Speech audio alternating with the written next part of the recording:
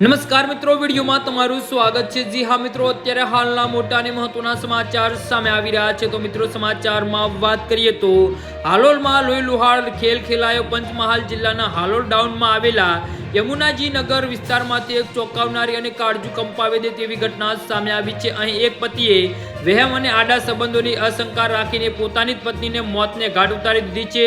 પ્રાથમિક વિગતો અનુસાર આરોપી પતિએ રાત્રિના સમયે પત્ની બેડરૂમમાં સૂઈ રહી હતી ત્યારે જ ઘાતકી આયોજન કર્યું હતું। જે હા મિત્રો, તેને કોઈ તીક્ષ્ણ અને ધારદાર હથિયાર વડે પત્નીનું ગળું કાપી નાખ્યું હતું, જેના કારણે ગંભીર ઇજાઓ થવાથી પત્નીનું ઘટના સ્થળે જ કમકમાટી ભરી મોત નીપજ્યું હતું। તો પોલીસની પ્રાથમિક તપાસમાં આ ઘાતકી હત્યા પાછળ કૌટુંબિક આડા સંબંધો હોવાનું બહાર આવ્યું છે અને મૃતક મહિલાને તેના જ નણંદના દીકરા એટલે કે સગા ભાણેજ સાથે પ્રેમ સંબંધ હોવાની શંકા પતિને હતી અને મામી અને ભાણેજ વચ્ચેના આ કથિત આડા સંબંધોના કારણે ઘરમાં લાંબા સમયથી વ્યાપક કલેશ ચાલતો હતો। આ જ વૈવાહિક વિવાદના અને ગુસ્સામાં આવીને પતિએ પત્નીની હત્યા કરવાનું પગલું ભર્યું હોવાની આશંકા છે। આ ઘટનાના પગલે સમગ્ર પંથકમાં ભારે સનસનાટી મચી ગઈ છે।